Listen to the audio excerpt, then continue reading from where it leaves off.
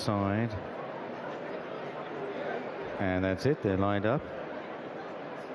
And away they go. And without an E, dwells slightly, leaving the stalls for this Goodwood Irish Racehorse Owners Group Nursery Handicap. And Travel Card on the inside from Deadly Accurate in the early stages. Racing freely, Rainbow Jazz in the headgear and the check jacket. And Royal Household out wide, showing a bit of speed now to try and get across and grab the advantage, and does so. Royal Household in the hands of Holly Doyle.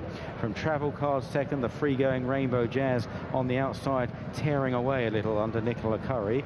Deadly Accurate next in the red colours on the outside of Oceanside, the grey on the rails, and they're followed by Anne without an E and Zaraya at the back of the field. Swinging the corner, Royal Household by a length to Rainbow Jazz, and they come towards the outside of the pack here, towards the centre of the racecourse. Sticking to the far rail is Travel Card, who's tracked by Deadly Accurate. Looking for a run up the rail is Zaraya. Oceanside pushed along, and then Anne without an E. Royal Household now going back towards the far side under Holly Doyle, but coming under pressure. Travel Card, Zaraya with the rail side run, Deadly Accurate in behind them. Royal Household still battling on from Rainbow Jazz as they head on towards the final furlong. Zaraya may just hold the lead on the far side of Travel Card. Rainbow Jazz keeping going remarkably well. Then Royal Household, Zaraya by a half length to Travel Card. They race up towards the line, and Zaraya is finding just enough to go on and score. Zaraya under Rauda Silva.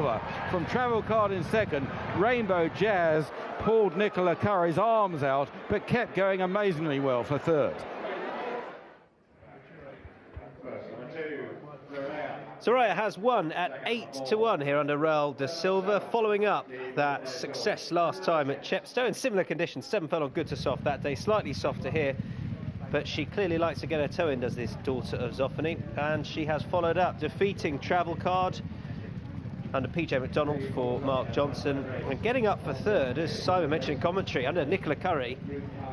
Rainbow Jazz has run quite well, I think, having been pretty keen and not looked the most straightforward for much of the race, but Rainbow Jazz has run on with plenty of promise there. We'll take it back to the start, and out of stall one, Travel Card got a handy prominent position. There was a bit of scrimmaging here. Keep your eye on Deadly Accurate. I'm not sure if he just went out to his left and didn't help Rainbow Jazz. Just keep an eye on this. Let's have a look.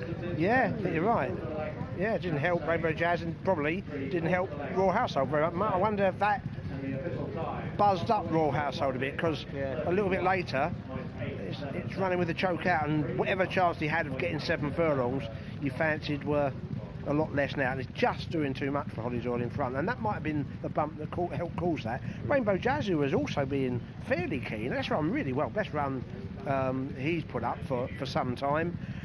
The winners come from last to first. I was saying beforehand, the mark she'd been given on Chepstow was all right, and clearly the fact that she was getting warm today made absolutely no difference. She settled fine. She got a lovely seam up the far rail, not something you can always get, but she hasn't been stopped at all, and she's seen it out well. And as I say, the time last time was all right at Chepstow. The 3rd and 5th have run okay, and the mark of 78 clearly was workable.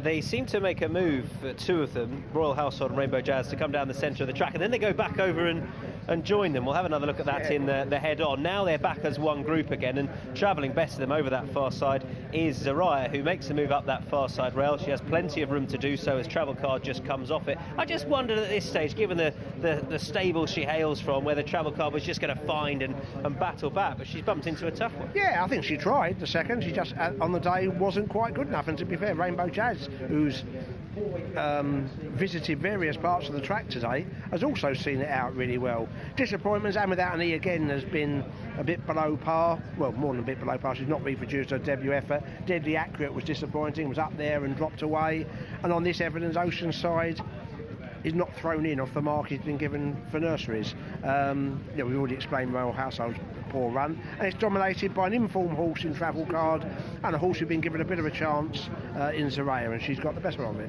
What did you make of the move over towards the centre? It seemed as though there was intention with it, but then they almost quickly corrected themselves and came back to join us. Yeah, I'd like to see it again. I thought it might have been intention on one of the horses, and the other horse got slightly carried over. That's what I thought at the time. I've only seen it. I'd have to see it again for sure. I don't think it's necessary today, and certainly the winner has won on the far rail, hasn't it? So I'm not sure we'll see that explored again. Has Oceanside shown any more? We're going to go back and have a look at that move over, and perhaps I'll get you to answer that question very shortly on Oceanside, who was having his 4th starts. But